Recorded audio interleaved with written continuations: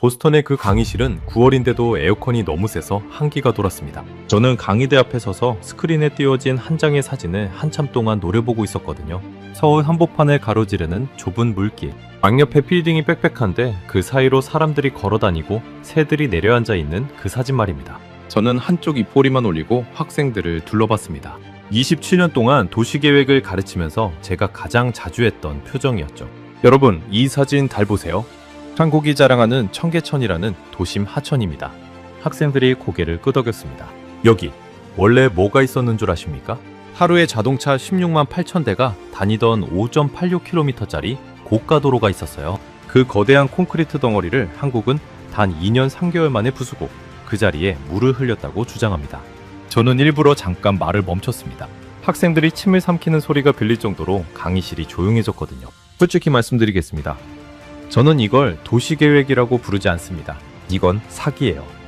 정치적인 PR쇼입니다. 저 물은 한강에서 펌프로 끌어올린 가짜 하천이고 생태계가 회복됐다는 626종이라는 숫자도 부풀려졌을 가능성이 큽니다.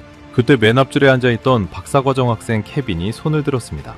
한국계 여자친구를 따라 서울에 다녀온 직후였죠. 케빈은 평소답지 않게 단호한 목소리로 말했습니다. 교수님, 저는 그곳에 직접 다녀왔습니다. 교수님 책 11장에 적힌 내용이 현장하고 너무 달랐습니다. 저는 피식 웃었습니다. 그래? 그럼 나도 직접 가서 확인하지. 내가 틀렸다면 학생들 앞에서 사과하겠다.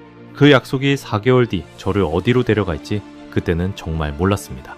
영하 10도의 새벽, 평화시장 다리 위에서 안경을 벗고 손등으로 눈을 닫게 될 줄 누가 알았겠습니까?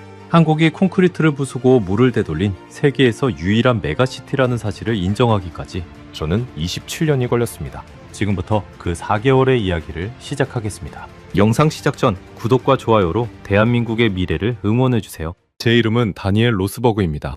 매사추세츠 공과대학 도시계획대학원에서 종신 교수직을 받은 지 올해로 14년째이고 학자로 살아온 세월은 정확히 27년이 됐습니다.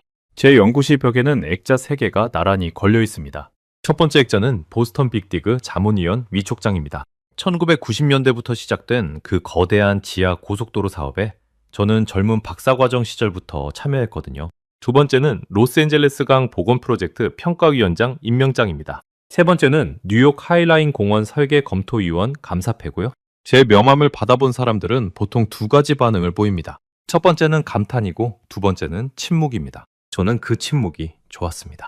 27년 동안 그 침묵을 만들기 위해서 살아왔다고 해도 과언이 아니거든요. 제 신념은 단 하나였습니다.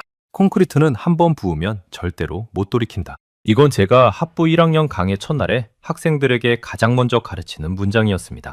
도시는 살아있는 유기체이지만 그 유기체에 한번 콘크리트가 들어가면 그건 화석이 된다는 거였죠. 그래서 새 도시를 설계할 때는 처음부터 신중해야 하고 이미 콘크리트가 부어진 도시는 부수려 들지 말고 그 위에서 최선의 해법을 찾아야 한다고 가르쳤습니다. 이 신념이 제 학자 인생의 기둥이었습니다. 그리고 그 기둥의 가장 큰 적이 바로 한국이라는 나라였습니다. 저는 한국이라는 단어를 들을 때마다 미세하게 입꼬리가 올라가는 버릇이 있었습니다. 제 아내는 그 표정을 보고 종종 핀잔을 줬죠. 여보, 또 그 표정. 한국 얘기만 나오면 왜 그렇게 무시하는 표정을 짓는 거야? 저는 무시한 적이 없다고 답했지만 사실 무시하고 있었습니다. 제 기준에서 한국은 미국과 유럽이 200년 동안 시행착오를 거쳐 만든 도시 시스템을 30년 만에 카피한 나라였거든요. 하드웨어만 베끼고 철학은 없는 곳. 외형은 그럴듯하지만 본질이 비어있는 도시. 그게 제가 강의실에서 줄곧 해온 한국 평가였습니다. 그 평가의 정점에 있던 사례가 바로 청계천이었습니다. 2003년에 한국이 5.86km짜리 도심 고가도로를 부수기 시작했다는 뉴스를 처음 들었을 때 저는 동료 교수들과 저녁 식사 자리에서 와인잔을 들고 농담을 했습니다. 한국 사람들이 또 뭔가 새로운 쇼를 시작했군요. 이번엔 도심 한복판에서 콘크리트 부수기 라이브 쇼인가요? 테이블에 앉은 7명이 다 같이 웃었습니다. 저도 와인을 한 모금 마시면서 같이 웃었죠. 그때만 해도 저는 그 농담이 22년 뒤에 저를 얼마나 부끄럽게 만들지 전혀 알지 못했습니다. 청계천이 완공됐다는 소식이 2005년 가을에 들려왔을 때도 저는 코웃음을 쳤습니다. 2년 3개월 만에 완공? 빅디그가 16년, 로스앤젤레스강 복원이 30년째 진행 중인데 한국은 2년 3개월에 끝냈다? 저는 즉시 결론을 내렸습니다. 그건 졸속공사일 거라고. 몇 년 안에 균열이 가고 누수가 생기고 결국 다시 콘크리트로 덮을 거라고 말입니다. 그 뒤로 20년 동안 저는 청계천에 대해 단 한 번도 진지하게 연구한 적이 없습니다. 제가 쓴 도시하천 보건교재 11장에 청계천은 딱 2페이지 분량으로만 등장했고 그 2페이지는 전부 비판이었거든요. 펌프로 한강물을 끌어올리는 인공하천이라고 썼습니다. 자연 하천이 아니라 거대한 수족관 같은 시설이라고 적었습니다. 생물종이 626종으로 늘었다는 한국 측 발표는 학술적 검증이 부족하다고 표시했고 일대 기온이 떨어졌다는 보고서는 도시계획학회의 정식 동료 심사를 거치지 않은 회색 문헌이라고 평가절하했습니다. 제 학생들은 그 교재로 학기말 시험을 봤습니다. 청계천을 비판적으로 분석하는 문제가 제 시험지에 단골로 등장했거든요. 27년 동안 제 강의를 들은 학생들의 수를 세보면 대략 4,000명이 넘습니다. 그 4,000명이 저에게서 청계천에 대해 배운 내용은 단 하나였습니다. 한국이 만든 가짜 하천, 도시계획계의 사기. 이게 제가 27년 동안 가르쳐온 결론이었습니다. 그러던 어느 날 2025년 9월 둘째 주 화요일이었습니다. 강의가 끝나고 연구실로 돌아오는 길에 케빈이 저를 따라왔습니다. 케빈은 제 박사과정 4년차 제자였습니다. 머리가 비상하고 통계 다루는 솜씨가 일품이라 저는 케빈에게 제 다음 교재의 데이터 분석을 맡길 생각이었거든요. 그런 케빈이 평소답지 않게 굳은 얼굴로 따라오더니 연구실 문 앞에서 멈춰섰습니다. 교수님, 잠깐 시간 있으세요? 무슨 일이야? 여름방학 때 한국에 다녀왔습니다. 저는 의자에 앉으면서 무심하게 답했습니다. 여자친구가 한국계라고 했지? 그래, 김치는 맛있더냐? 농담이었는데 케빈은 웃지 않았습니다.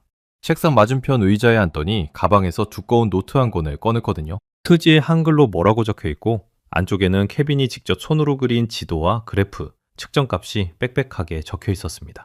교수님, 청계천에 다녀왔습니다. 광교에서 마정교까지 2km를 걸었고 평화시장부터 오간수교까지 또 걸었습니다. 사흘 동안 매일요. 저는 노트를 들춰보지도 않은 채 케빈을 봤습니다. 그래서 교수님 책 11장에 적힌 내용이 제가 본 현장하고 너무 달랐습니다. 펌프로 물을 끌어올리는 건 맞는데 그건 한강 본류의 평상시 유량을 따라하기 위한 보조시설이었습니다. 핵심은 그게 아니었어요. 청계천 주변 빌딩 지하수도 같이 끌어올려서 도심에서 버려지던 물을 다시 순환시키고 있더라고요. 이건 인공하천이 아니라 도심 물순환 복원 시스템이었습니다. 저는 가만히 듣고 있었습니다. 표정은 그대로였지만 속에서는 한 가지 감각이 미세하게 올라오고 있었거든요. 그건 화였습니다. 제 책을 정면으로 반박하는 학생을 처음 봤기 때문이었습니다. 케빈은 계속했습니다. 그리고 626종 생물종 자료요. 저도 사기인 줄 알았는데 광교에서 20분 앉아있는 동안 깜짝도요랑 알라고리를 직접 봤습니다. 수면 아래로는 송사리떼가 헤엄치고 있었고요. 교수님, 제가 로스앤젤레스 강에서는 한 번도 못 본 다양성이에요. 저는 안경을 벗어서 책상 위에 내려놓았습니다. 케빈, 너 지금 무슨 말을 하는지 알고 있어? 네, 알고 있습니다. 내가 27년 동안 가르쳐온 내용이 틀렸다. 그 말을 하고 있는 거야. 케빈이 잠깐 머뭇거리더니 그래도 시선을 피하지 않고 답했습니다. 교수님 책의 결론은 현장하고 다릅니다. 연구실에 정적이 흘렀습니다. 저는 손가락으로 책상을 톡톡 두드리면서 한참을 가만히 있었습니다. 케빈의 노트에 적힌 손글씨를 흘끔 봤거든요. 정성 들여 그린 지도, 시간대별 측정값, 종별 관찰 기록. 학자로서 그 노트가 엉성한 결과물이 아니라는 건 한눈에 알 수 있었습니다. 그래도 저는 인정하지 않았습니다. 67년 권위를 4년차 박사과정 학생 한 명의 노트로 무너뜨릴 생각은 없었거든요. 좋아, 케빈. 그럼 이렇게 하자. 저는 자리에서 일어나면서 말했습니다. 이번 학기 끝나기 전에 내가 직접 서울에 가겠다. 가서 네가 본 게 무엇이었는지 두 눈으로 확인하지. 만약 네 말이 맞다면 내가 강의실에서 학생들 앞에서 사과하겠다. 그게 아니라면 너는 박사 논문 주제를 다시 잡아야 할 거야. 케빈이 잠깐 숨을 멈췄다가 천천히 끄덕였습니다. 좋습니다, 교수님. 가서 보세요. 직접요. 케빈이 연구실을 나가고 나서 저는 책상 위에 놓인 케빈의 노트를 한참 동안 노려봤습니다. 그러다가 의자 등받이에 깊숙이 기대면서 천장을 올려다봤거든요. 저는 그때 한 가지 사실을 분명히 알고 있었습니다. 제가 서울에 가는 건 청계천을 배우러 가는 게 아니라는 사실 말입니다. 저는 한국이 부풀린 데이터를 까발리러 가는 거였습니다. 가서 펌프 가동 시간을 측정하고 생물종 조사 방법론의 허점을 찾고 일대 기온 측정 지점이 의도적으로 선택됐다는 증거를 모아오는 게 제 계획이었습니다. 그리고 그 자료를 가지고 돌아와서 케빈 앞에서 제가 옳았다는 걸 증명할 작정이었거든요. 그날 밤 저는 집으로 돌아와 아내에게 서울 출장 계획을 알렸습니다. 아내가 와인을 따라주면서 물었습니다. 이번엔 또 무슨 일이야? 한국에 가서 청계천이 사기라는 걸 증명하고 올 거야. 아내가 와인잔을 들다 말고 저를 봤습니다. 여보, 한 가지 부탁이 있어. 뭔데? 가서 마음을 좀 열어둬. 27년이 길긴 한데 사람은 변할 수 있는 거잖아. 저는 와인을 한 모금 마시고 웃었습니다.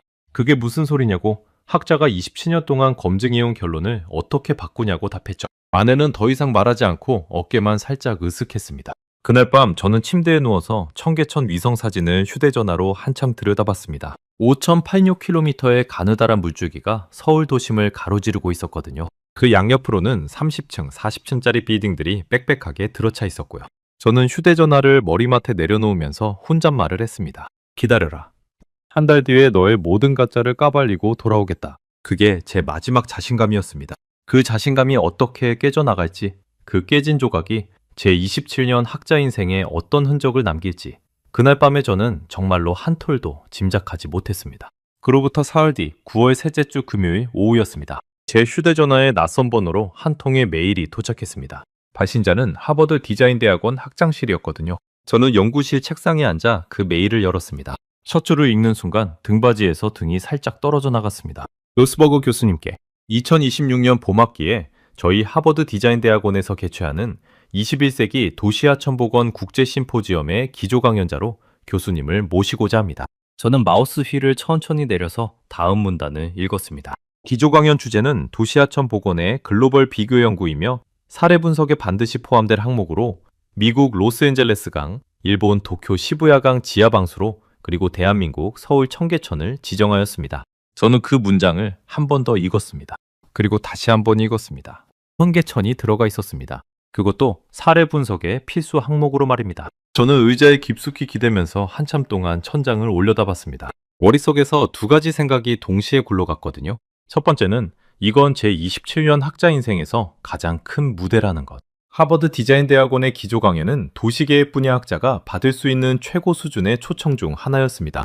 두 번째는 이 강연에서 청계천을 어떻게 다루느냐가 제 평판의 절반을 결정한다는 것이었습니다. 저는 의자를 빙 돌려 창밖을 봤습니다.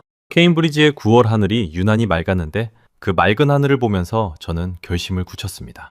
좋다. 가서 부풀려진 데이터를 까발리고 오겠다. 저는 그날 저녁에 곧장 항공권을 예약했습니다. 보스턴 로건 공항에서 인천공항으로 가는 직항 비행기. 출발일은 10월 둘째 주 월요일. 체류 기간은 일주일로 잡았습니다. 청계천을 사계절 다 보겠다고 결심한 것도 그날 밤이었거든요. 첫 방문은 10월 가을, 두 번째는 12월 초겨울, 세 번째는 1월 한겨울. 세 번에 걸쳐서 한국이 자랑하는 그 인공하천이 사계절을 어떻게 견디는지 두 눈으로 보고 오겠다는 계획이었습니다. 저는 출장 가방에 휴대용 온도계 2개, 소음 측정기 1대, 디지털 카메라 2대, 그리고 두꺼운 노트 5권을 챙겼습니다. 학자로서 현장 조사를 갈 때마다 늘 챙기는 장비들이었죠. 10월 둘째 주 월요일 새벽 10시 30분. 비행기가 인천공항에 착륙했습니다. 비행기에서 내릴 때부터 저는 이미 서울에 대한 첫인상을 만들어두고 있었습니다. 콘크리트 정글. 고가도로 위에 또 고가도로를 얹은 도시. 그게 제가 책에서 가르쳐온 서울이었거든요. 공항 버스를 타고 시내로 들어오면서 저는 차창밖을 유심히 봤습니다. 새벽 3시였는데도 도로는 깨끗했고 가로등은 일정한 간격으로 정확하게 켜져 있었습니다. 한강 다리를 건널 때 저는 손목시계를 봤죠. 새벽 3시 17분이었습니다. 호텔에 도착해 짐을 풀고 잠시 눈을 붙인 뒤 저는 아침 8시에 일어났습니다. 호텔 조식을 빠르게 먹고 곧장 지하철을 타고 광화문 방향으로 향했습니다. 청계광장 첫 방문을 위해서였습니다. 저는 일부러 청계광장을 첫 방문지로 잡았습니다. 청계천의 시작점이자 한국이 가장 자랑스럽게 외부 손님들에게 보여주는 포토스폰이었거든요. 그곳에서 첫인상을 받아두면 그 뒤로 2km를 걸으면서 그 인상이 얼마나 깨지는지 확인할 수 있다고 판단했습니다. 저는 광화문 사거리에서 내려서 천천히 청계광장 쪽으로 걸어갔습니다. 광화문 사거리는 제 예상 그대로였습니다. 자동차 경적 소리, 신호 대기 중인 버스의 엔진 소리, 횡단보도 신호음, 사람들의 발걸음 소리, 모든 도심 소음이 정확히 제가 알던 그 데시벨로 귓속에 들어왔거든요. 저는 휴대용 소음 측정기를 꺼내서 광화문 사거리 한복판에서 30초 동안 측정했습니다. 결과는 73데시벨, 미국 도심 평균과 거의 똑같은 수치였습니다. 저는 측정기를 가방에 돌아놓고 횡단보도를 건너 청계광장 쪽으로 내려갔습니다. 그리고 광장 입구에 들어서는 순간 저는 발걸음을 멈췄습니다. 처음에는 무슨 일이 벌어진 건지 몰랐습니다. 귀가 이상했거든요. 분명히 제가 방금 횡단보도를 건너왔고 광화문 사거리에서 청계광장까지는 직선거리로 채 50m도 안 되는 거리였습니다. 그런데 광장에 들어서는 순간 무언가가 갑자기 사라졌습니다. 자동차 소리였습니다. 도심 한복판인데 자동차 소리가 들리지 않았습니다. 저는 그 자리에 가만히 서서 귀를 기울였습니다. 들리는 건 분수 떨어지는 물소리, 사람들의 발걸음 소리, 그리고 어디선가 들려오는 한국 전통음악이 전부였습니다. 자동차 소리는 완전히 사라진 게 아니라 멀리서 아주 희미하게 들렸거든요. 마치 광장 전체가 도심에서 떨어져 나와 다른 공간에 떠 있는 느낌이었습니다. 저는 황급히 가방에서 소음 측정기를 다시 꺼냈습니다. 광장 한복판에서 30초 동안 측정했죠. 결과는 54데시벨이었습니다. 50m 떨어진 광화문 사거리가 73데시벨, 여기는 54데시벨, 19데시벨 차이. 데시벨은 로그 단위라 19데시벨 차이라는 건 실제 소음 강도가 80배 가까이 줄어든다는 뜻이거든요. 저는 측정기를 손에 들고 한참을 서 있었습니다. 손바닥에 미세하게 땀이 차오르는 게 느껴졌습니다. 측정기 화면에 찍힌 54라는 숫자를 한 번 더 확인하고 또 한 번 확인했습니다. 저는 노트를 꺼내서 첫 번째 줄을 적었습니다. 소음 데이터 다시 확인 필요. 도심 한복판인데 광장 한복판이 54데시벨. 측정 오류 가능성? 아니, 측정기는 정상. 그렇다면 펜이 거기서 멈췄습니다. 다음 문장을 쓰지 못했거든요. 다음 문장을 쓰는 순간 제가 27년 동안 가르쳐온 한 가지 결론이 살짝 흔들릴 것 같았기 때문이었습니다. 저는 노트를 덮고 청계광장의 분수 앞으로 천천히 걸어갔습니다. 분수 앞에는 한국인뿐만 아니라 외국인 관광객들도 꽤 많이 보였습니다. 중국어가 들리고 일본어가 들리고 영어 억양에서 영국식과 호주식이 동시에 들렸습니다. 저는 잠시 그 자리에 서서 사람들의 표정을 관찰했습니다. 한 가지 공통점이 있었습니다. 다들 미소를 짓고 있었습니다. 지하철에서 막 올라온 직장인들도, 학교를 빠진 듯 보이는 고등학생들도, 휠체어를 탄 노인을 모시고 온 가족들도 다들 분수 앞에서 잠깐 멈춰서 미소를 짓고 있었거든요. 그 미소가 인위적이지 않았습니다. 누가 시켜서 짓는 미소가 아니라 자기도 모르게 새어나오는 그런 미소였습니다. 저는 그 광경을 보면서 잠깐 동안 학자가 아닌 한 사람으로 돌아갔습니다. 그러다가 제가 그러고 있다는 사실을 깨닫는 순간 황급히 다시 학자의 자세로 돌아왔거든요. 안 됩니다. 저는 검증하러 온 사람이지 감동하러 온 사람이 아니었습니다. 저는 광장에서 청계천 본류 쪽으로 내려가는 계단을 찾았습니다. 입구에 안내판이 있었는데 한국어와 영어와 중국어와 일본어로 같은 내용이 적혀 있었거든요. 영어 안내판을 읽다가 저는 한 문장에서 또 한 번 멈췄습니다. 청계천 복원전, 청계 고가도로의 하루 평균 통행량은 16만 8천 대였으며 그중 62.5%는 청계천을 목적지가 아닌 단순 통과 차량이었습니다. 저는 그 문장을 영어로 다시 한번 읽었습니다. 그리고 한참을 가만히 있었거든요. 단순 통과 차량 62.5%. 이게 무슨 뜻인지 저는 도시계획학자로서 단번에 이해했습니다. 도심 고가도로 위로 매일 16만 8천 대가 지나가는데 그중 절반 이상이 그 일대에 볼 일이 없는 차량이었다는 뜻이거든요. 도심을 빠르게 가로지르기 위해서 그 고가도로를 이용한 차량들이라는 거였습니다. 그렇다면 그 차량들은 어디로 갔을까? 고가도로를 부셨는데도 서울 도심이 마비되지 않았다면 그 차량들이 다른 경로로 흩어졌거나 아예 차량 통행 자체가 줄었다는 뜻이었거든요. 저는 노트를 다시 꺼냈습니다. 청계고가 철거 이후 통행 분산 데이터 입수 필요. 만약 도심 전체 통행량이 줄었다면 이건 또 펜이 멈췄습니다. 다음 문장을 쓰는 순간 제 책 11장의 한 단락 전체가 무너지기 때문이었습니다. 제가 책에 적었던 문장은 이거였습니다. 청계고가 철거는 단순히 일대 교통을 마비시키고 그 마비를 감내한 한국 정부의 정치적 강수에 가깝다. 만약 통행량이 분산되거나 줄었다면 제 그 문장은 거짓이 됩니다. 정치적 강수가 아니라 도시 교통 시스템 자체를 재설계한 정교한 도시계획이 되는 거였거든요. 저는 노트를 닫고 가방에 넣었습니다. 그리고 청계광장에서 본류로 내려가는 계단을 천천히 내려갔습니다. 계단을 내려가는 동안 한 가지 묘한 감각이 저를 휘감았습니다. 그건 기온이었습니다. 광장 위에서는 분명히 10월 중순치고 따뜻한 날씨였습니다. 한낮 기온이 섭씨 22도쯤 됐을 거예요. 그런데 계단을 한 칸씩 내려갈수록 공기가 미세하게 시원해지는 게 느껴졌거든요. 계단을 다 내려가서 청계천 수면 옆에 발을 디뎠을 때 저는 가방에서 휴대용 온도계를 꺼냈습니다. 수면이 2m 지점에서 측정한 기온은 18.4도였습니다. 저는 다시 계단으로 올라가서 광장 위에서 측정했습니다. 22.1도였습니다. 3.7도 차이. 저는 측정기 화면에 찍힌 숫자를 한참 동안 노려봤습니다. 그러다가 이번에는 광화문 사거리 쪽으로 다시 걸어가서 거기서 측정했죠. 23.2도가 나왔습니다. 청계천 수면이 18.4도, 청계광장이 22.1도, 광화문 사거리 23.2도. 직선거리 100m 안에서 4.8도 차이가 나는 겁니다. 저는 측정기를 손에 든 채로 한참을 서 있었습니다. 손이 천천히 떨려오기 시작했거든요. 학자로서 27년 만에 처음 느껴보는 감각이었습니다. 그건 두려움이었습니다. 제가 책에 적은 한 문장이 떠올랐기 때문이었거든요. 청계천이 도심 열섬을 최대 3도 이상 깎는다는 한국 측 주장은 측정 지점 선택의 자의성에 따른 통계적 착시의 가능성이 높다. 저는 그렇게 책에 적었습니다. 그런데 지금 제 손에 들린 측정기는 그 문장이 거짓이라고 말하고 있었거든요. 그것도 3도가 아니라 4.8도 차이로 말입니다. 저는 측정기를 가방에 넣고 호텔로 돌아가기 위해 지하철 입구를 찾았습니다. 그날 첫날, 저는 청계천을 2km 걷겠다는 원래 계획을 포기했습니다. 광장 입구에서 50m쯤 들어왔을 뿐인데 이미 제 노트에는 다시 확인해야 한다는 문장이 2개나 적혀 있었거든요. 호텔로 돌아오는 지하철 안에서 저는 창밖을 멍하니 봤습니다. 서울 지하철 2호선이 한강다리를 건너고 있었는데 그 한강 옆으로 노을이 지고 있었습니다. 저는 휴대전화를 꺼내 케빈에게 문자를 보내려다가 멈췄습니다. 뭐라고 보내야 할지 몰랐거든요. 네 말이 일부 맞을지도 모른다라고 보내면 그건 27년 학자 인생에 처음 찍는 굴복의 도장이 되는 거였습니다. 네 말은 여전히 틀렸다라고 보내자니 제 노트에 적힌 2줄이 저를 비웃을 것 같았거든요. 저는 휴대전화를 도로 주머니에 넣고 호텔에 도착할 때까지 아무에게도 연락하지 않았습니다. 그날 밤 저는 호텔 침대에 누워서 한참을 천장만 봤습니다. 잠이 오지 않았거든요.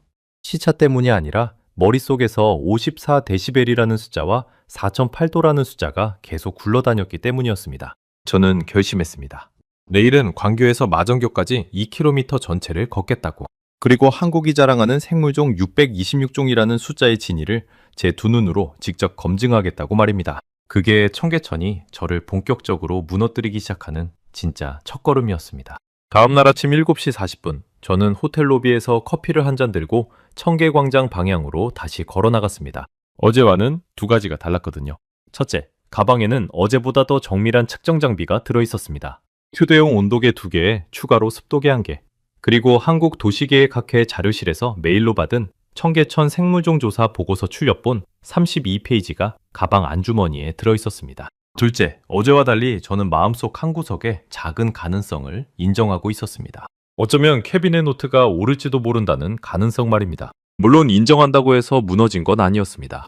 저는 여전히 학자였고 가설은 끝까지 검증되어야 한다고 믿었거든요. 그래서 그날 아침 저는 한 가지 목표를 분명히 정했습니다. 생물종 626종이라는 한국 측 발표 수치가 통계적 부풀리기인지 아닌지를 광교에서 마정교까지 2km를 걸으며 직접 확인하는 것.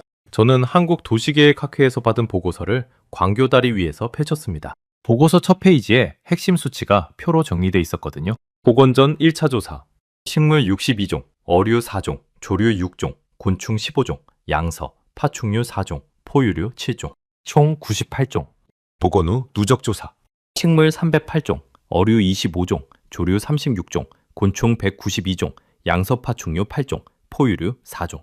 그리고 기타 분류군까지 합쳐서 총 626종.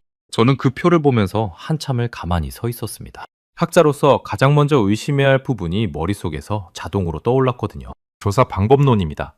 복원전 조사가 정밀하지 못해서 종수가 적게 나왔다면 단순히 더 꼼꼼하게 조사했다는 이유만으로도 종수가 6배 넘게 늘 수 있는 거였습니다. 저는 보고서 뒷장으로 넘겼습니다. 거기에는 조사 방법이 상세하게 적혀 있었거든요. 복원전 조사와 복원 후 조사가 동일한 분류군 단위, 동일한 계절별 조사 주기, 동일한 트랩 설치 방식으로 진행됐다고 명시돼 있었습니다. 게다가 복원 후 조사는 한국환경부 산하 기관과 서울시청, 그리고 외부 시민단체 3곳이 동시에 진행해서 교차 검증한 결과였습니다. 조사 방법론에는 허점이 없었습니다. 저는 보고서를 가방에 다시 넣고 광교다리 난간역 계단을 따라 청계천 본류로 내려갔습니다. 청계천 본류에 발을 디딘 순간 어제 광장에서 느꼈던 그 묘한 감각이 다시 저를 휘감았습니다. 자동차 소리가 사라지는 그 감각 말입니다. 다리 위에서는 분명히 도심 소음이 귀에 들어왔는데 계단을 내려가 본류 옆 산책로에 발을 디디는 순간 그 소음이 거짓말처럼 멀어졌거든요.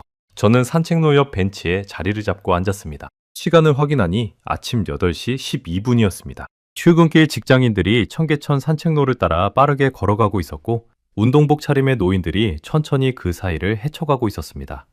저는 가방에서 노트와 펜을 꺼내고 손목시계를 봤습니다. 오전 8시 12분 관찰 시작. 동일 지점에서 20분 동안 시각으로 확인되는 생물종을 모두 기록한다. 이게 그날 아침 저의 첫 번째 검증 방법이었습니다.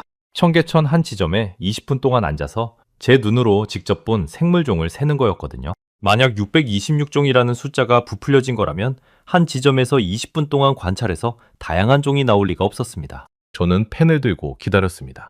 3분이 지났을 때 첫 번째 새가 눈에 들어왔습니다. 회색 머리에 부리가 길고 다리도 긴 새가 수면 가까이 내려앉아서 부리를 물속에 담갔다 뺐다 했거든요. 저는 휴대전화로 사진을 찍어두고 가방에서 한국 조류도감 영문판을 꺼냈습니다. 어제 저녁에 호텔 근처 서점에서 산 책이었습니다. 도감을 한참 뒤지다가 결국 찾았습니다. 깜짝도요였습니다. 저는 노트에 적었습니다. 8시 15분 깜짝도요 한 마리 확인. 7분이 더 지났을 때 수면 위로 오리 2마리가 헤엄쳐 지나갔습니다. 흔한 청둥오리가 아니었거든요. 부리가 검고 머리가 회색을 띤 종이었습니다. 도감을 또 뒤졌습니다. 알라고리였습니다. 8시 22분 알라고리 2마리 확인. 15분이 지났을 때 수면 아래로 작은 물고기 떼가 햇빛을 받아 반짝이며 지나갔습니다. 손가락 마디만한 크기의 물고기들이 수십 마리씩 무리지어 움직이고 있었거든요. 송사리였습니다. 그 옆 그늘진 돌 사이로 더 큰 물고기 한 마리가 슬쩍 보였습니다. 등이 푸르스름하고 몸통이 가느다란 물고기였는데 도감에서 찾아보니 참갈견이었습니다. 8시 30분 송사리 5무리 일군 참갈견이 한 마리 확인. 20분이 거의 다 됐을 때 산책로 옆 갈대밭에서 작은 새 한 마리가 톡 튀어나왔다 사라졌습니다. 막새 같았는데 정확히 어떤 종인지 확인하지는 못했습니다. 저는 펜을 내려놓고 노트를 봤습니다. 20분 한 지점 시각 관찰만으로 확인된 종이 4종이었습니다. 청각으로 들린 새소리까지 합치면 6종 가까이 됐고요. 저는 한참을 가만히 앉아 있었습니다. 손등에 미세하게 소름이 돋는 게 느껴졌거든요. 두려움이 아니었습니다. 그건 학자로서 어떤 가설이 무너지는 순간 느끼는 그 묘한 감각이었습니다. 27년 동안 단단하게 쌓아 올린 결론 하나가 한국 도심 한복판에 좁은 물길에 앉아있던 20분 동안 흔들리는 감각. 저는 그날 오전 내내 광교에서 마전교 방향으로 천천히 걸으며 30분에서 1시간마다 다른 지점에 앉아서 같은 관찰을 반복했습니다. 광교에서 광통교 구간, 광통교에서 삼일교 구간, 삼일교에서 수표교 구간, 수표교에서 마전교 구간, 네 구간에서 각각 20분씩 관찰했고 합쳐서 약 2시간 분량의 데이터가 쌓였습니다. 확인된 종을 합산해보니 시각 관찰만으로 11종이었습니다. 청각으로 들린 새소리까지 합치면 17종에 달했습니다. 한 사람이 한 오전에 청계천 2km 구간만 걸으면서 17종을 직접 확인했다는 뜻이었거든요. 만약 전문조사원 수십 명이 사계절 내내 트랩까지 설치해서 조사한다면 666종이라는 숫자가 결코 부풀려진 게 아니라는 결론이 나올 수밖에 없었습니다. 저는 마전교 다리 위에 서서 보고서를 다시 한번 펼쳤습니다. 그리고 책 11장의 한 단락을 머릿속으로 떠올렸거든요. 청계천의 생물종 666종 발표는 학술적 검증이 부족한 수치이며 한국 정부의 정치적 홍보 목적으로 부풀려졌을 가능성이 매우 높다. 저는 노트를 꺼내서 그 옆에 한 줄을 추가했습니다. 책 11장, 전면 재집필 필요. 그게 그날 오전 저의 두 번째 메모였습니다. 마정교에서 점심을 먹고 다시 광교 방향으로 돌아오는 길에 저는 한 가지를 더 확인해야 한다고 결심했습니다. 기온이었습니다. 어제 광장 입구에서 측정한 4.8도 차이가 정말 의미 있는 수치인지, 더 넓은 범위에서 같은 시간대의 여러 지점을 비교 측정하면 진짜 확인할 수 있는 거였거든요. 저는 마정교 근처에서 광화문 사거리, 시청역 사거리, 종로 5가 사거리, 그리고 청계천 수면이 세 지점을 차례로 돌면서 측정했습니다. 시간은 오후 1시에서 2시 사이로 통일했고요. 결과는 다음과 같았습니다. 광화문 사거리 도로 위 24.1도, 시청역 사거리 24.5도, 종로 5가 사거리 24.8도, 청계광장 위 21.6도, 광통교 수면역 20.4도, 마정교 수면역 20.2도. 광화문 사거리에서 마정교 수면역까지 직선거리 약 1.5km 안에서 기온이 3.9도 떨어진 겁니다. 청계천 본류 위가 평균적으로 주변 도심보다 3.6도에서 4도가량 낮다는 한국 측 발표가 정확히 맞아떨어지는 결과였습니다. 저는 측정기를 가방에 넣고 광교 광장 옆 카페에 들어가 자리를 잡았습니다. 창밖으로 청계천 본류가 보이는 자리였거든요.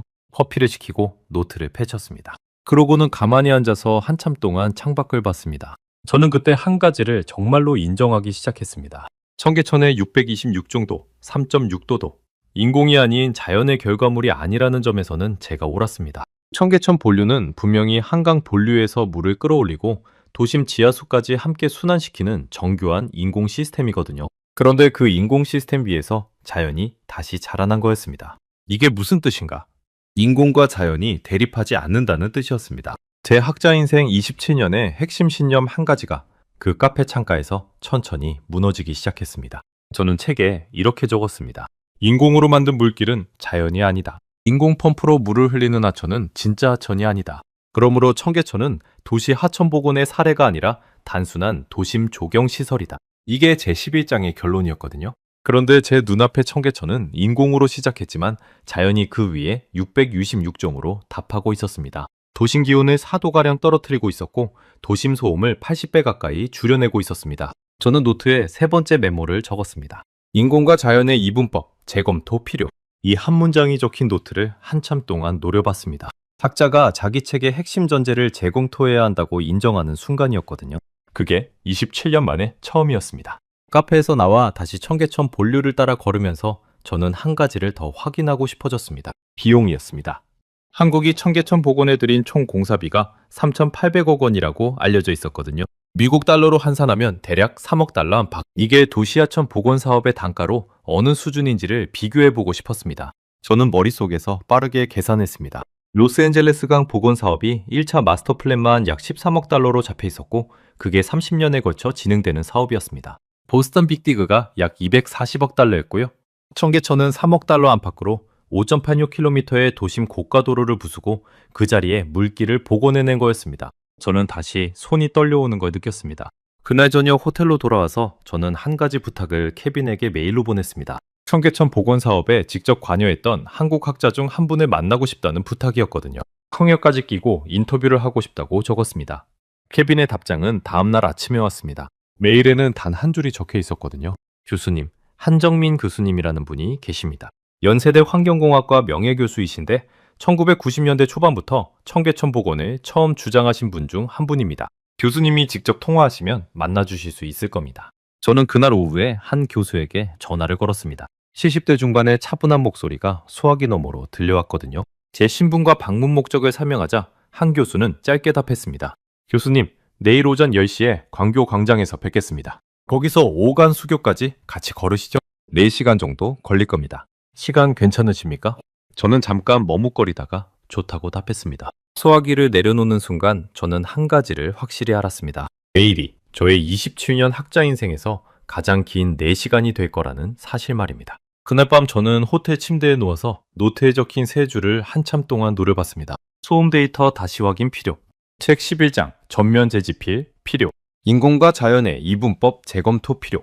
이 세 줄이 제 27년에 무엇을 무너뜨리고 있는지 그때의 저는 아직 절반밖에 깨닫지 못했습니다. 나머지 절반은 내일 한 교수가 광교광장에서 저에게 보여줄 한 장의 자료에 담겨 있었거든요. 다음날 오전 9시 50분 저는 광교광장에 도착했습니다. 약속 시간 10분 전이었거든요. 10월의 가을 햇살이 광교다리 위로 비스듬히 내려앉아 있었고 출근 시간이 끝난 광장은 한가하면서도 사람들의 발걸음으로 적당히 채워져 있었습니다. 저는 광교다리 입구의 작은 안내판 옆에 서서 한 교수를 기다렸습니다. 안내판에는 청계천 복원 사업의 개요가 한국어와 영어로 적혀 있었거든요. 영어 안내문의 첫 문장을 무심코 읽어내려가다가 저는 한 줄에서 멈췄습니다. 청계천 복원 사업 총 공사비 약 3,800억 원. 공사기간 2년 3개월. 저는 그 두 줄을 한참 동안 노려봤습니다. 어제 저녁 호텔에서 머릿속으로 한번 계산해본 숫자였지만 현장의 안내판에서 다시 보니 느낌이 달랐거든요. 보스턴 빅디그 240억 달러, 로스앤젤레스 강 복원 13억 달러, 그리고 청계천 약 3억 달러. 그때 등 뒤에서 한국어 인사가 들려왔습니다. 저는 천천히 몸을 돌렸습니다. 키가 그리 크지 않은 70대 중반의 한국 노학자가 회색 점퍼 차림으로 서 있었습니다. 머리는 백발이었고 눈가에 깊은 주름이 자리 잡고 있었거든요. 그런데 그 눈빛이 70대라고 믿기 어려울 만큼 형형했습니다. 로스버버 교수님, 처음 뵙겠습니다. 한정민입니다. 한 교수는 영어로 인사를 건넸습니다. 발음이 매끄럽지는 않았지만 학술 영어를 다루는 데에는 부족함이 없는 영어였거든요. 저는 악수를 청하면서 짧게 인사를 받았습니다. 오늘 시간 내주셔서 감사합니다, 교수님. 한 교수는 잠깐 저를 바라보다가 광교다리 위에서 청계천 본류 쪽을 가리켰습니다. 우선 걸으시죠? 4시간 걸을 겁니다. 다리가 아프시면 중간에 말씀하시고요. 저는 살짝 웃었습니다. 한 교수가 70대 중반인데도 4시간을 걷겠다고 자연스럽게 말하는 게 인상적이었거든요. 우리는 광교다리 옆 계단을 따라 본류로 내려갔습니다. 내려가는 길에 한 교수는 청계천 본류 옆 작은 돌계단을 손으로 가리켰습니다. 교수님, 여기 계단 보이시죠? 이 계단은 비가 많이 와서 물이 차오르면 자연스럽게 잠기게 설계됐습니다. 청계천은 평상시에는 산책로지만 폭우가 오면 도심의 빗물을 받아내는 거대한 저류시설로 바뀌거든요. 저는 그 계단을 한참 동안 봤습니다. 학자로서 단번에 그 설계 의도가 보였거든요. 평상시에는 시민들의 휴식 공간, 비상시에는 도심 홍수 방어 시설. 한 시설이 두 가지 기능을 동시에 한다는 뜻이었습니다. 저는 노트를 꺼내 적으려다 멈췄습니다. 한 교수가 옆에서 미소를 짓고 있었거든요. 교수님, 메모는 천천히 하셔도 됩니다. 오늘 보실 게 많거든요. 우리는 광교에서 광통교 방향으로 천천히 걸었습니다. 한 교수는 청계천 복원 사업의 출발 전부터 차근차근 설명을 시작했습니다. 1990년대 초였습니다. 그때 저는 한 소설가분과 함께 강원도 원주의 한 문화관에서 세미나에 참석한 적이 있었거든요. 박경리 선생님이 청계고가 위를 차로 지나가시면서 그러셨답니다. 서울의 산이 가려졌다. 한강이 가려졌다. 도시에 영혼이 없다. 라고요. 그때 저는 옆에서 듣고만 있었는데 그 한마디가 30년 넘게 제 머릿속에 남았습니다. 저는 천천히 끄덕이면서 들었습니다. 한 교수는 광통교 다리 옆 벤치에 잠깐 앉으면서 말을 이었거든요. 1990년대 한국에서 청계고가 철거를 처음 입에올리면 미친 사람 취급을 받았습니다. 하루 16만 8천 대가 다니는 도심 고가도로를 부수겠다? 서울이 마비된다. 경제가 무너진다. 그 자리에 물길을 복원하면 그 물은 어디서 가져오느냐? 그 모든 질문에 답을 가진 사람이 아무도 없었습니다. 저도 학회 발표 자리에서 청계천 복원을 언급했다가 학자 자격이 의심된다는 비웃음을 받은 적이 있었거든요. 저는 잠깐 한 교수를 봤습니다. 그 한마디가 묘하게 가슴에 박혔거든요. 학자 자격이 의심된다는 비웃음. 제가 27년 동안 강의실에서 청계천을 향해 던졌던 그 표정과 정확히 같은 종류였습니다. 한 교수는 제 표정을 알아차렸는지 잠깐 미소를 지더니 다시 일어섰습니다. 걷죠. 다음 다리까지 가시면 더 흥미로운 이야기가 있습니다. 관통교에서 3.1교 구간으로 들어가면서 한 교수는 다른 이야기를 꺼냈습니다. 청계고가 위에 단순 통과 차량 비율 62.5%, 그리고 그 차량들이 어디로 흩어졌는지에 관한 데이터였거든요. 교수님이 가장 궁금해하실 부분일 것 같아서 미리 준비했습니다. 한 교수는 가방에서 종이 한 장을 꺼냈습니다. 한국 서울시 교통정책과에서 만든 자료의 영문 번역본이었거든요. 자료의 첫 줄을 보는 순간 저는 한 발짝 뒤로 물러섰습니다. 청계고가 철거 직후 6개월간 서울 도심 일대 통행량 변화, 도심 진입 차량 14.7% 감소, 도심 통과 차량 21.3% 감소, 대중교통 이용률 9.8% 증가. 저는 그 종이를 한참 동안 노려봤습니다. 이건 단순히 차량이 다른 도로로 분산된 게 아니었습니다. 도심 진입 자체가 14.7% 줄었고 단순 통과는 21.3%나 줄었거든요. 다시 말하면 청계고가 철거 이후 서울 도심을 향해 굳이 차를 끌고 들어올 필요가 없는 사람들이 자발적으로 대중교통으로 이동을 바꿨다는 뜻이었습니다. 이게 학술적으로 어떤 의미인지 저는 학자로서 즉시 알아챘습니다. 청계고가 철거는 단순히 도심 일대 하천 하나를 복원한 사업이 아니라 서울 도심 전체의 교통 시스템을 재설계한 거대한 도시계획 사업이었던 거였거든요. 제 손이 떨리는 게 종이에 옮겨졌습니다. 종이가 미세하게 흔들리는 게 보였거든요. 한 교수는 그 모습을 못 본 척하면서 계속 걸었습니다. 교수님, 제가 가르치는 학생들에게 자주 하는 말이 있습니다. 도시계획은 도로를 깔고 건물을 세우는 일이 아니라 사람들의 동선을 다시 그리는 일이라고요. 청계천 복원사업은 5,086km의 물길을 만드는 사업이 아니었습니다. 서울 시민 1,000만 명의 출퇴근 동선을 다시 그리는 사업이었거든요. 저는 그 종이를 가방에 넣지 못한 채 손에 든 채로 한참을 걸었습니다. 3.1교에 도착했을 때 저는 마지막 방어선을 꺼내야겠다고 결심했습니다. 학자로서 마지막 자존심이었거든요. 한 가지만은 한국이 이기지 못할 거라고 확신하는 영역이 있었습니다. 비간이었습니다. 저는 3.1교 다리 위에서 한 교수에게 정면으로 물었습니다. 한 교수님, 한 가지 솔직히 여쭙고 싶습니다. 로스앤젤레스 강 복원 사업이 30년째 진행 중입니다. 보스턴 빅디그가 16년 걸렸고요. 한국은 청계천을 2년 3개월에 끝냈다고 발표했습니다. 도시하천 복원 사업이 그렇게 빨리 끝날 수 있다는 건 학술적으로 받아들이기 어렵습니다. 졸속공사 아닙니까? 한 교수는 잠깐 다리 난간에 기댄 채 저를 바라봤습니다. 그 눈빛이 잠깐 동안 부드럽게 흔들렸거든요. 그러더니 천천히 입을 열었습니다.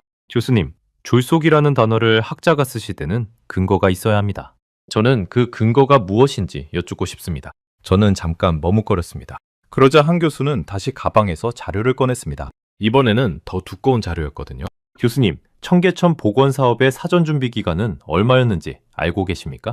저는 모른다고 답했습니다. 한 교수는 종이를 펼쳐서 저에게 보여줬습니다. 사전 연구 기간 12년이었습니다. 1990년대 초부터 2002년까지요. 그 12년 동안 한국의 학자, 시민단체, 공무원, 교통전문가, 환경전문가, 수자원 전문가들이 거의 매주 모여서 회의를 했거든요. 청계천 복원이 가능한지, 가능하다면 어떤 방식으로 해야 하는지, 펌프 용량은 얼마나 필요한지, 빗물 저류는 어떻게 처리할지, 일대 상권 보상은 어떻게 할지, 교통 분산은 어떻게 할지 모든 시나리오를 12년 동안 검토했습니다. 그 12년의 결과물을 2년 3개월 동안 시공한 거예요. 졸속 공사가 아니라 12년 사전 준비를 거친 정밀 시공이었습니다. 저는 종이를 받아들고 한참을 봤습니다. 12년이라는 숫자가 눈에 박혔거든요. 그러는 동안 한 교수는 또 다른 이야기를 꺼냈습니다. 교수님, 한 가지 더 알려드리겠습니다. 청계천 복원 직후 일본 나고야시에서 공무원 32명을 파견했습니다. 청계천 복원의 노하우를 배우러 온 거였거든요. 그 다음에는 미국 로스앤젤레스 시의원 9명이 한국에 왔습니다. 청계천 복원팀의 강의를 들으러요. 그 강의에서 한국 측 발표자가 가장 많이 들은 질문이 무엇이었는지 아십니까?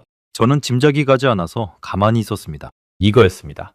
30년이 걸려도 못한 일을 한국은 어떻게 2년 3개월에 했느냐? 비결이 무엇이냐? 저는 종이를 든 손이 점점 더 떨려오는 걸 느꼈습니다. 한 교수는 다시 걷기 시작했습니다. 3일교에서 수표교 구간이었거든요. 한 교수는 걸으면서 청계천 복원 이후의 경제효과 데이터를 차례로 말해줬습니다. 광교 일대 공시지가 3.3제곱미터당 2,260만 원에서 2,509만 원으로 약 116% 상승했습니다. 동대문 일대는 650만 원에서 1,605만 원으로 약 146% 상승했고요. 누적 방문객은 10년간 1억 9천만 명이었습니다. 한국 인구의 약 3.7배가 청계천을 방문했다는 뜻입니다. 경제효과 초정치는 최대 23조 원, 일자리 창출 31만 개로 산출됐습니다. 저는 그 숫자들을 들으면서 천천히 걸었습니다. 학자로서 머릿속에서 자동으로 단위 변환과 비교가 돌아갔거든요. 23조 원이면 약 170억 달러, 3,800억 원, 약 3억 달러를 투입해서 170억 달러의 경제효과를 만들었다는 뜻이었습니다. 투자 대비 효과가 약 56배. 이건 도시계획학회 어떤 사례에서도 본 적이 없는 비율이었습니다. 수표교에 도착했을 때 저는 다리 난간을 잡고 잠시 멈춰 섰습니다. 한 교수가 옆에서 가만히 저를 봤거든요. 교수님, 한 가지 더 말씀드릴 게 있습니다. 마지막 한 가지인데 들으실 준비 되셨습니까? 저는 천천히 끄덕였습니다. 사실 끄덕인 게 아니라 끄덕일 수밖에 없었습니다. 이미 4시간 중 3시간이 지나가 있었고 제 노트에는 다시 검토해야 한다는 문장이 7줄째에 적혀 있었거든요. 한 교수는 가만히 저를 보다가 한 문장을 던졌습니다. 교수님께서 곧 강연하러 가시는 그 하버드 디자인 대학원에서요. 청계천 스튜디오라는 강의가 이미 정규 과목으로 개설되어 있습니다. 한 학기짜리 정식 과목이거든요. 모르고 오셨습니까? 저는 그 자리에서 멈췄습니다. 다리 위에서 한 발짝도 움직이지 못한 채 한 교수의 눈을 가만히 봤습니다. 수표교 다리 위였습니다. 가을 햇살이 청계천 수면 위에서 잘게 부서지고 있었고 산책로를 따라 노부부가 손을 잡고 천천히 걸어가고 있었거든요. 어디선가 까치우는 소리가 들렸습니다. 저는 입을 열지 못했습니다. 27년 학자 인생에서 한 번도 경험해 본 적이 없는 종류의 감각이 머리부터 발끝까지 훑고 지나갔거든요. 그건 부끄러움이었습니다. 그것도 아주 깊은 종류의 부끄러움. 제가 강연하러 가야 할 그 학교에서 이미 청계천을 정규 과목으로 가르치고 있었다는 사실. 그 사실을 모른 채 청계천을 비판하는 강연을 준비하고 있었다는 사실. 그리고 그 강연에 4,000명의 제 학생들이 27년 동안 들어온 결론을 또다시 전하려고 했다는 사실. 제 손에서 종이가 미끄러져 떨어졌습니다. 한 교수가 허리를 굽혀 그 종이를 주워들었거든요. 교수님, 떨어뜨리셨습니다. 저는 종이를 받아들지 못한 채 가만히 서 있었습니다. 한 교수는 그 종이를 다시 제 가방 옆 주머니에 살짝 넣어줬거든요. 그러더니 한 교수는 한 발짝 물러서서 청계천 수면 쪽을 가리켰습니다. 교수님, 저쪽 보이시죠? 새들이 내려앉고 있습니다. 저 자리에 30년 동안 5.86km짜리 콘크리트 고가도로가 있었거든요. 그 자리에 지금 새들이 내려앉고 있습니다. 이게 도시 계획의 핵심이라고 저는 믿습니다. 콘크리트 위에 차가 다니는 게 도시가 아니라 콘크리트를 부수고 물 위에 새가 내려앉는 게 도시라고요. 저는 그 말을 들으면서 처음으로 학자가 아니라 한 사람으로 청계천을 봤습니다. 수면 위에 작은 새 2마리가 내려앉고 있었습니다. 그 새들이 내려앉은 자리에는 20년 전까지 거대한 콘크리트 고가도로의 그림자가 드리워져 있었거든요.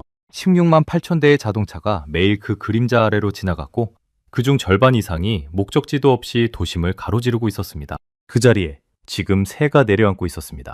저는 한참을 그 자리에 서 있었습니다. 한 교수도 옆에서 가만히 같이 서 있었거든요. 우리들은 다리 위에서 거의 10분 동안 아무 말도 하지 않았습니다. 청계천 수면 위에서 새들이 부리를 물에 담갔다 빼는 소리, 산책로를 따라 걷는 사람들의 발걸음 소리, 멀리서 들려오는 도시의 미세한 진동만이 그 자리를 채우고 있었습니다.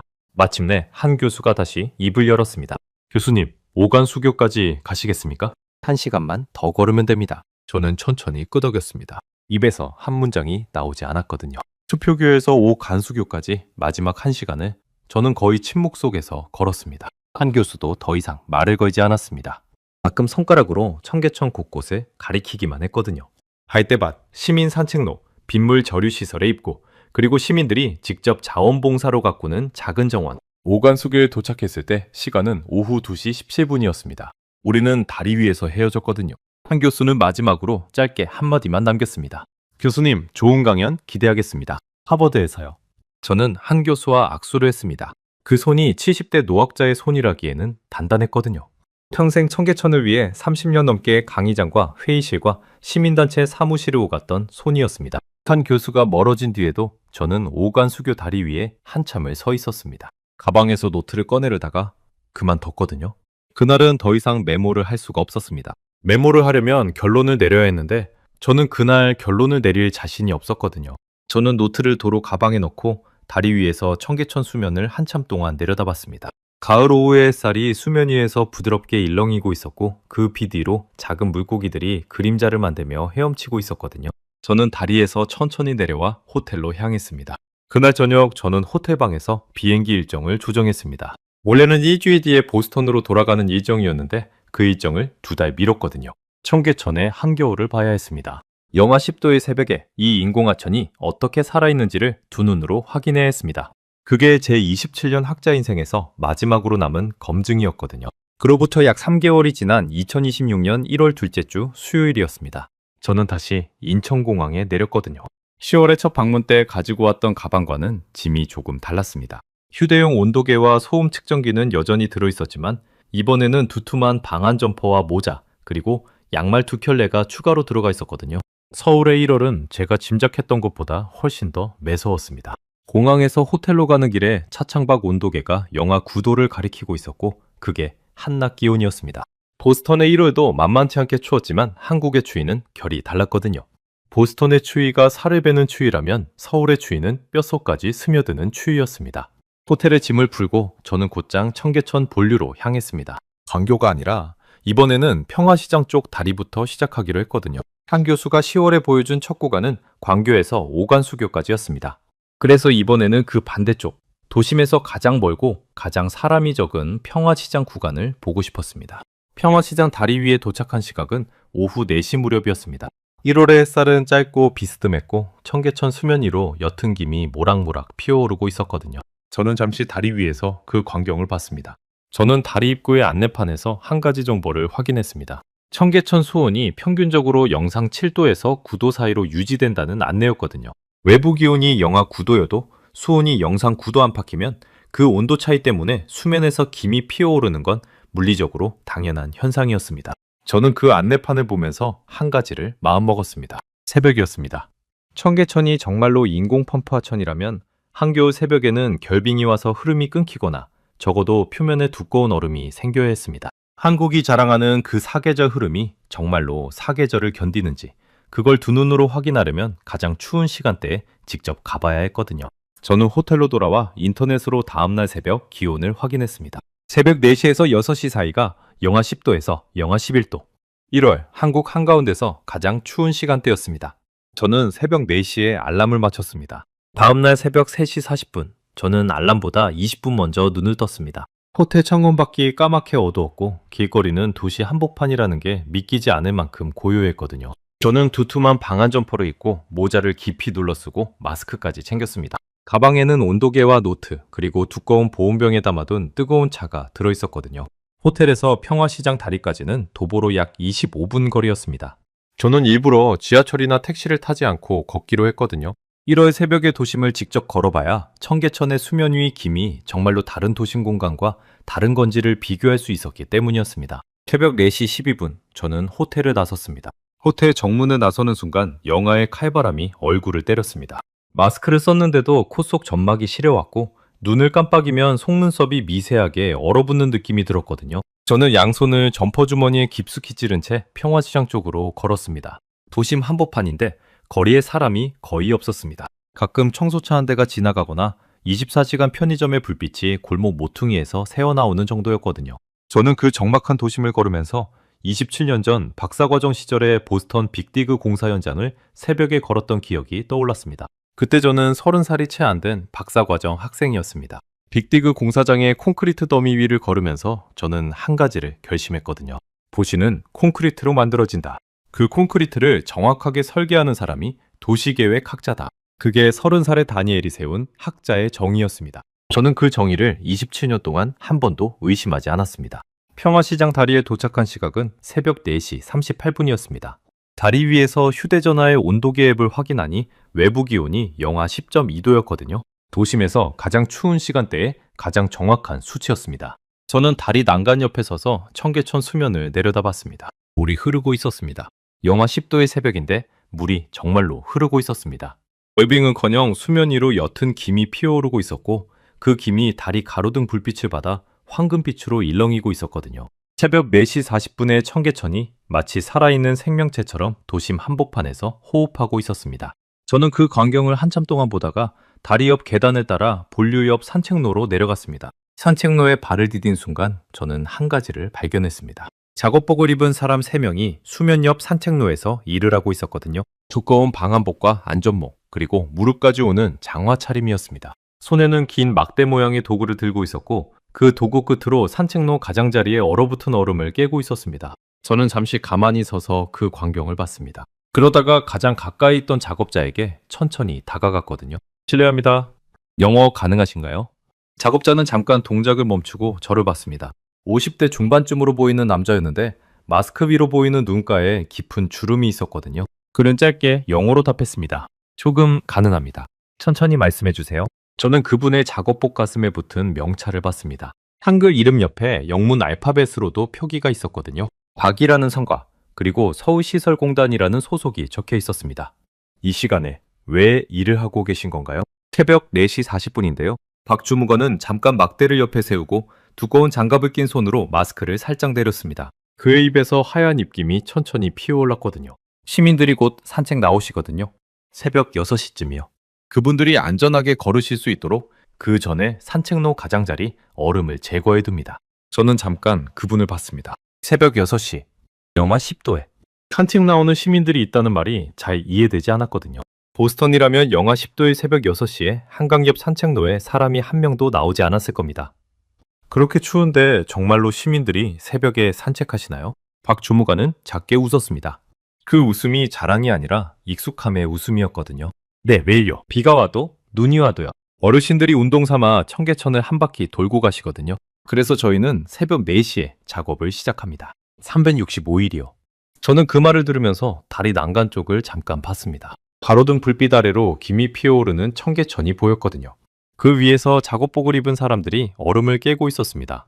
박 주무관은 다시 막대를 들어 작업을 시작하면서 한마디를 더했습니다.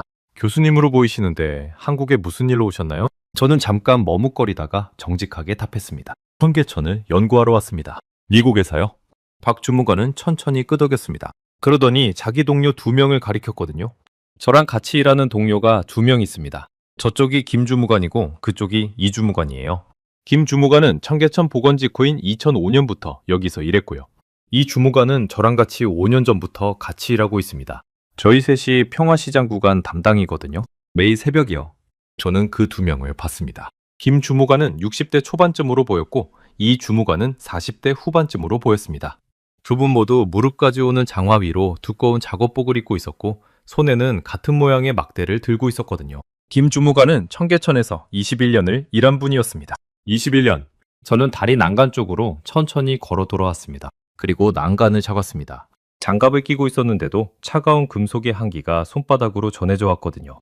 저는 그 자리에 한참을 서 있었습니다. 학자로서 27년 동안 도시계획을 가르치면서 저는 도시를 만드는 것이 무엇이라고 가르쳐 왔던가. 콘크리트, 철근, 공사예산, 설계도, 그리고 통계. 도시계획학회의 모든 논문이 그 5가지 안에서 굴러갔습니다. 빅디그의 240억 달러, 로스앤젤레스강 복원의 13억 달러, 청계천의 3억 달러.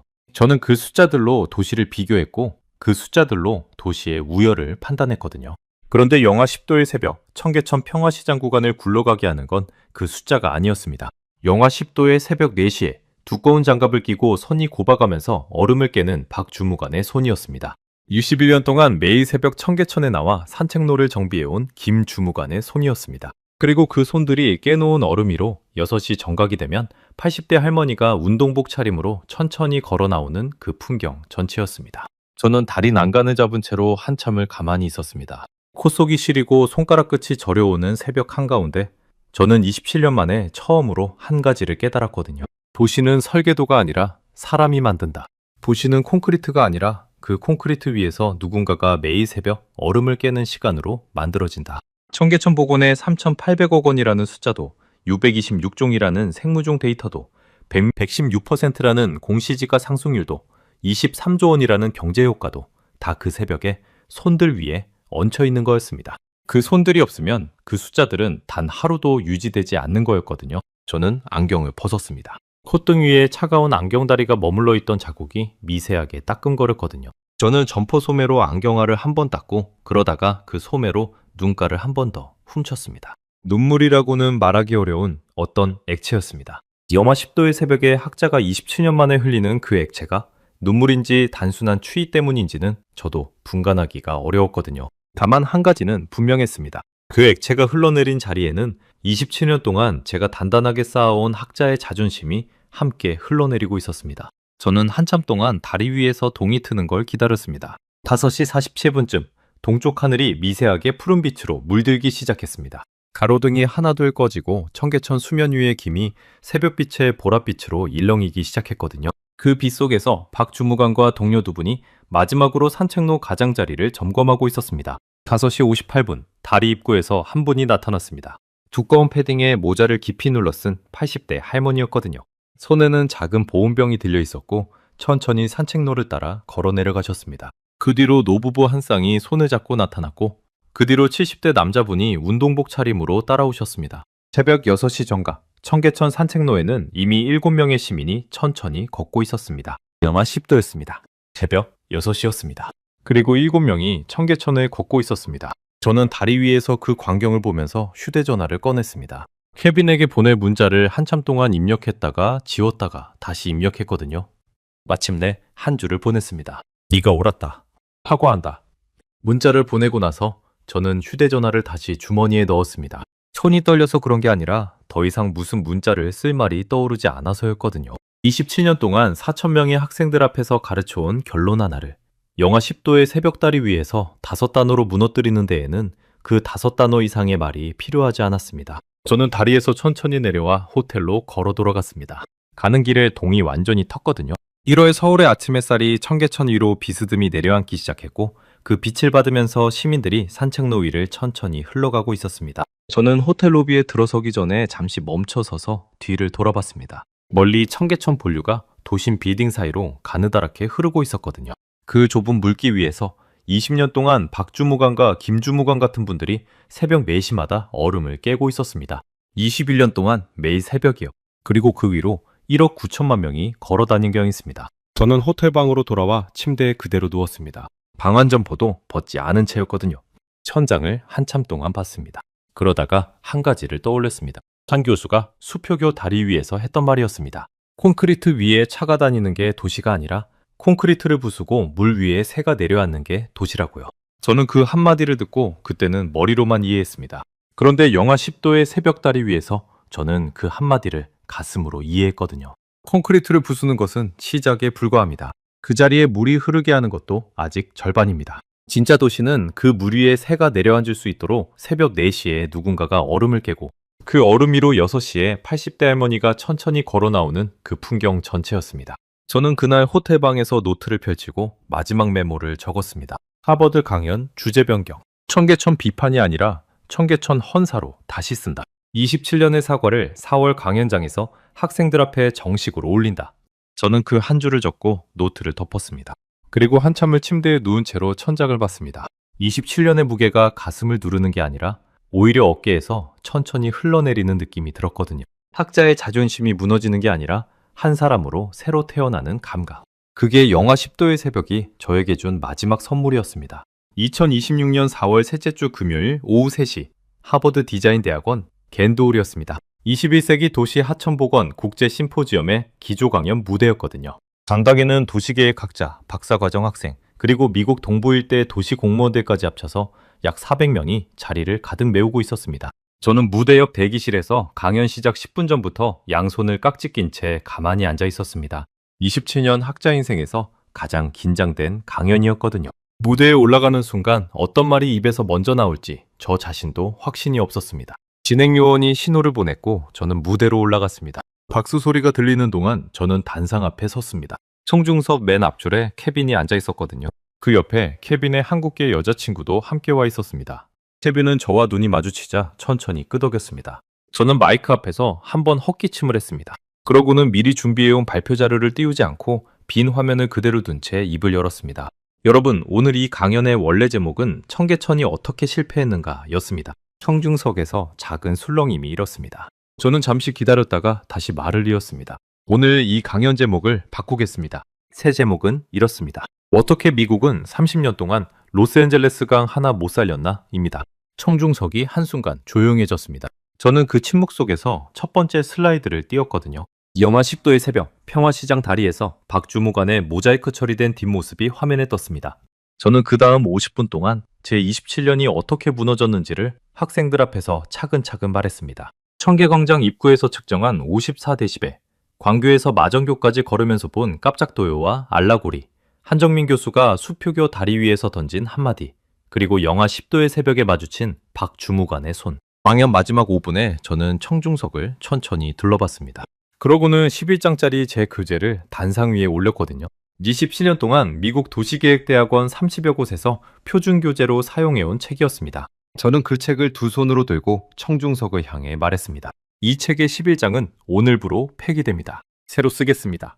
청계천이 어떻게 실패했는가가 아니라 청계천이 무엇을 가르쳤는가로요. 강당이 잠시 침묵에 잠겼습니다. 그러다가 박수 소리가 한 줄에서 시작됐거든요. 그 박수가 두 줄, 세 줄로 번져나가더니 끝내 400명의 청중이 자리에서 일어났습니다. 케빈은 맨 앞줄에서 손등으로 눈가를 닦고 있었습니다. 저는 단상 위에서 천천히 고개를 숙였습니다. 27년의 사과를 그 한 번의 인사로 매듭지었거든요. 그해 여름이었습니다. 2026년 5월 둘째 주 월요일이었거든요. 저는 박사과정 학생 3명을 데리고 다시 인천공항에 내렸습니다. 이번에는 검증을 위한 출장이 아니었습니다. 청계천 스튜디오 한국판 강의를 직접 듣기 위해서였거든요. 그 강의는 한정민 교수가 연세대 환경공학과에서 매년 여름에 외국인 학자들을 대상으로 여는 5일짜리 집중 강의였습니다. 저는 강의 첫날 오전 한 교수와 다시 광교광장에서 만났습니다. 한 교수는 회색 점퍼 대신 가벼운 여름용 셔츠 차림이었거든요. 우리는 짧게 악수를 나눴고 한 교수는 저를 보면서 잠깐 미소를 지었습니다. 교수님, 다시 오셨군요. 좋은 강연 잘 보았습니다. 저는 살짝 머리를 숙이면서 답했습니다. 교수님 덕분입니다. 그날 수표교 다리 위에서 던지신 한마디가 없었다면 저는 27년을 더 그대로 살았을 겁니다. 한 교수는 가만히 끄덕였습니다. 그러고는 제가 데려온 박사과정 3명을 보면서 차분하게 말했습니다. 이제부터 5일 동안 청계천을 처음부터 끝까지 같이 걷겠습니다. 광교에서 마정교까지, 마정교에서 평화시장까지, 평화시장에서 오간수교까지요. 같은 길을 3번 걸으실 거예요. 같은 길도 3번 걷고 나면 다른 길이 되거든요. 그날 밤 호텔방에서 저는 노트북을 열었습니다. 메일함에 한 통의 뉴스 알림이 들어와 있었거든요. 멕시코시티 시장 후보 한 명이 도심 한가운데 콘크리트로 덮인 라피냐타 강을 청계천 방식으로 복원하겠다는 공약을 내걸었다는 기사였습니다. 기사의 마지막 단락에는 그 후보가 한국이 23년 전에 한 일을 우리는 지금부터 시작한다 라고 말했다는 인용이 적혀 있었거든요. 저는 그 기사를 한참 동안 노려봤습니다. 세계는 이미 청계천을 베끼고 있었습니다. 일본 나고야가 공무원 32명을 보냈고 로스앤젤레스 시의원 9명이 한국에 와서 강의를 들었고 이제는 멕시코시티 시장 후보까지 공약으로 내걸고 있었거든요. 그 모든 흐름에서 저는 27년 늦게 그 자리에 도착한 한 사람일 뿐이었습니다. 그런데 그 사실이 더 이상 부끄럽지 않았습니다. 학자로 27년을 산다는 건 자기가 옳다는 걸 증명하기 위해 사는 게 아니거든요. 진실이 무엇인지를 찾아가기 위해 사는 거였습니다. 27년이 걸려서 진실을 찾았다면 그 27년은 낭비가 아니라 그 진실에 도달하기 위한 길이었던 거예요. 저는 노트북을 덮고 호텔 창가에 섰습니다. 7월 한밤의 서울이 발 아래로 펼쳐져 있었거든요. 멀리 청계천이 도심 빌딩 사이로 가느다랗게 흐르고 있었고 그 좁은 물길 위에서 새벽이 오기를 기다리는 사람들이 어딘가에서 자고 있을 거였습니다. 박주무관이, 김주무관이, 그리고 그분들이 깨놓은 얼음 위로 6시에 걸어 나올 그 80대 할머니가요. 저는 창문에 손을 댔습니다. 유리가 미지근했거든요. 부시는 콘크리트가 아니라 사람으로 만들어진다는 한 가지 진실을 깨닫는데 저는 27년이 필요했습니다. 그러나 그 한 가지를 깨달은 지금 저는 비로소 학자가 무엇인지를 압니다. 학자는 가르치는 사람이 아니라 끝까지 배우는 사람이라는 사실을요. 청계천은 저에게 그것을 가르쳤습니다.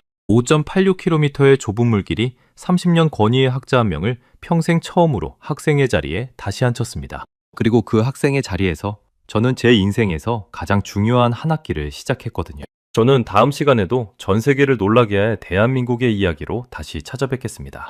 감사합니다.